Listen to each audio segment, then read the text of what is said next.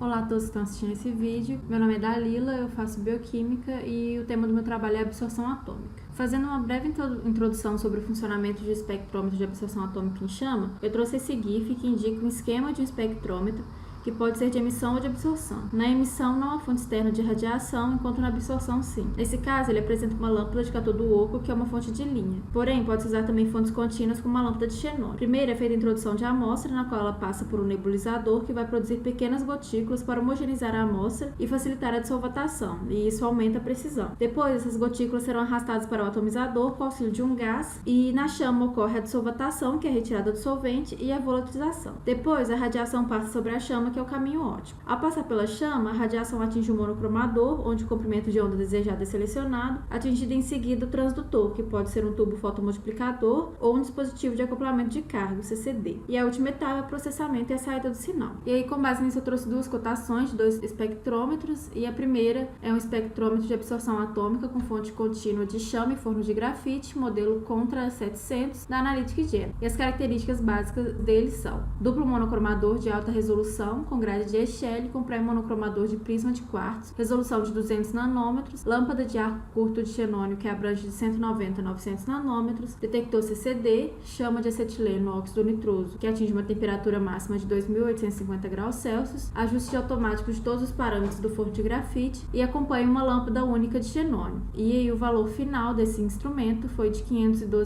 512.340,84. E a empresa que realizou essa cotação foi a Polymate.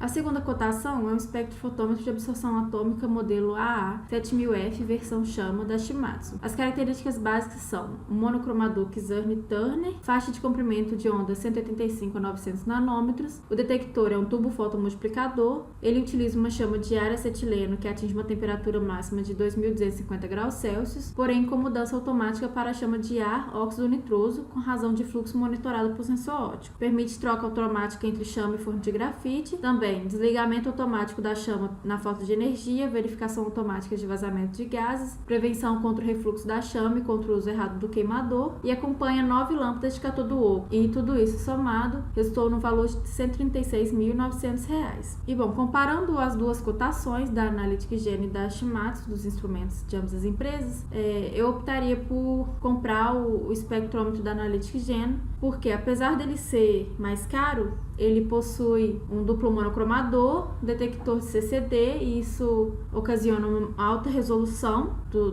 espectrômetro, e ele usa uma fonte contínua, que é a lâmpada de xenônio. E a lâmpada de xenônio, ela, apesar de ser uma lâmpada cara, ela substitui todas as lâmpadas de cátodo oco, porque no caso da lâmpada de cátodo oco, é necessário uma lâmpada para cada elemento a se analisar. No espectrômetro da Shimadzu já acompanha 9 lâmpadas, porém, se for feita uma análise com um elemento diferente desses 9, é necessário que outras lâmpadas sejam compradas. Então, a lâmpada de xenônio substitui todas elas. De forma também que a chama acetileno óxido nitroso, ela possui uma temperatura maior que a chama de ar acetileno, que foi a usada no espectrômetro da Shimadzu. Então, por esses motivos, eu escolheria o espectrômetro da Analytic Gen. O artigo que eu escolhi é intitulado "Um novo procedimento de pré-concentração usando extração em ponto de nuvem para determinação de chumbo, cobalto e cobre em amostras de água e alimentos usando espectrometria de absorção atômica de chama". Bom, uma breve introdução, ela se baseia na necessidade de desenvolver um método simples, sensível, seletivo e barato para o monitoramento constante de metais pesados em amostras de água e de alimentos. Isso porque nós temos alguns metais que são necessários ao nosso organismo e outros que são extremamente tóxicos. Então, é necessário que haja esse monitoramento nessas amostras consumíveis. E aí, a espectrometria de absorção atômica com chama, ela entra nesse meio porque ela é muito usada para quantificação de espécies metálicas. Então,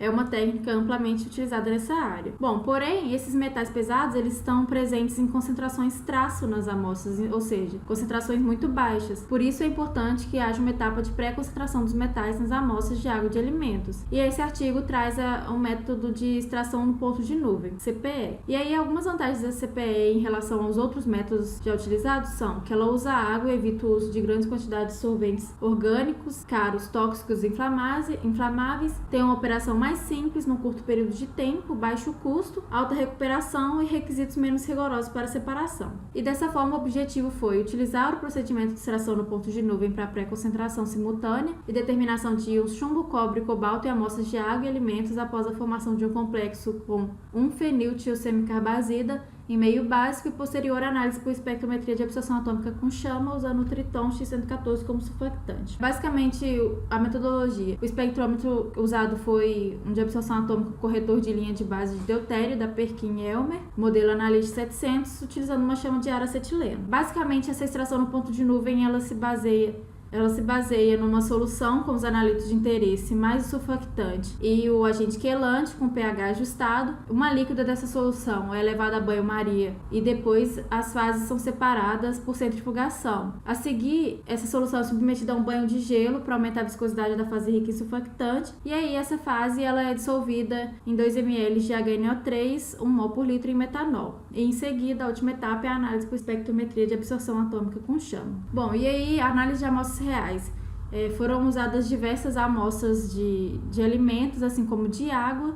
Essas amostras passaram por um processo de digestão orgânica, como é apresentado no slide.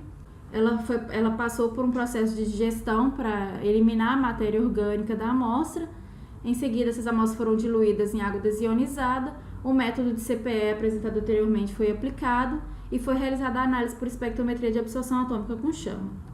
Apresentando alguns resultados, primeiramente tem o efeito do pH, que é um dos principais fatores envolvidos numa reação de quelação, então foi a primeira variável analisada.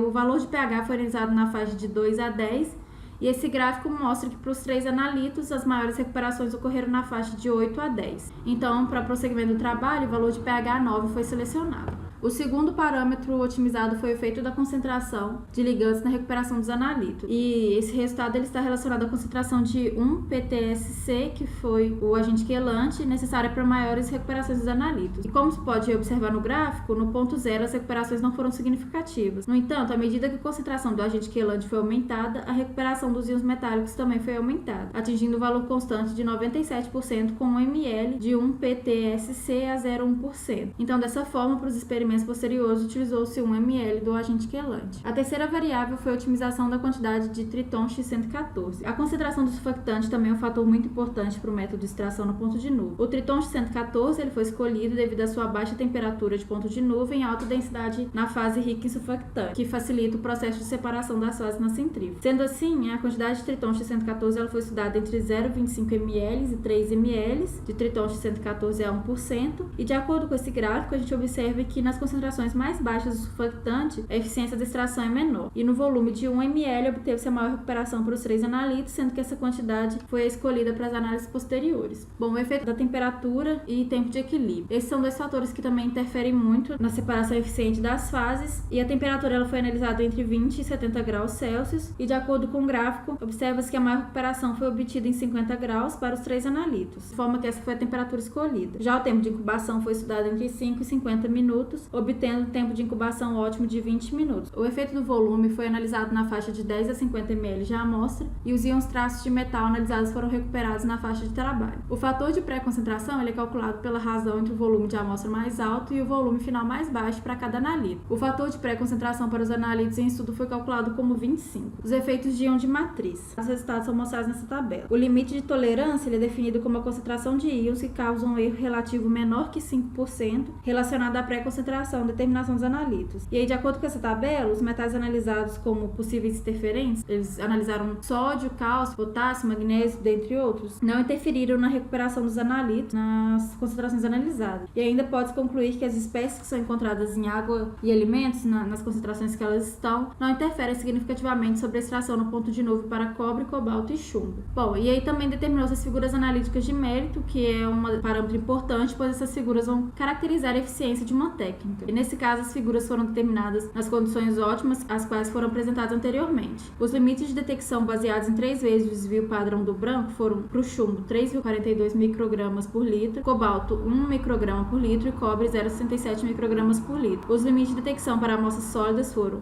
para o chumbo 0,50 microgramas por litro, cobalto 0,10 microgramas por litro e cobre 0,15 microgramas por litro. E aí essa tabela 2 mostra o coeficiente de correlação para os 3 analitos, que foi de 0,99, a faixa linear, a equação de regressão, e aí essa equação de regressão ela foi obtida através da curva de calibração, e as curvas foram obtidas após a configuração de todos os parâmetros do espectrofotômetro de absorção atômica. E também, de acordo com a tabela 3, eles utilizaram folhas de chá e de maçã para determinar a precisão da técnica. E para isso eles tinham valores certificados e que foram comparados com os valores encontrados, e observou os valores muito próximos, de forma que concluiu-se que o método de extração em ponto de nuvem é livre de interferência de várias naturezas. Bom, e finalmente a determinação dos analitos em amostras de água e alimentos. Bom, as amostras de água, elas foram água da torneira, água de nascente e água do mar. E aí nessa tabela A4 mostra que foram usadas diferentes quantidades dos analitos, né, 0, 10 e 20 microgramas por litro, e mostra os resultados encontrados e as recuperações para cada amostra. E pode-se ver que as recuperações foram altas, né, próximas de 99%, algumas 99%, menor foi 96%. Então, foram bons resultados. Então, aí, de acordo com essa tabela, nós observamos que o método CPE foi válido devido às altas porcentagens de recuperação. E aí, esse método também foi aplicado para as amostras sólidas que foram citadas anteriormente na metodologia. E aí, a tabela 5, ela mostra que o método proposto ele foi aplicado com sucesso para a pré-concentração dos analitos e posterior determinação.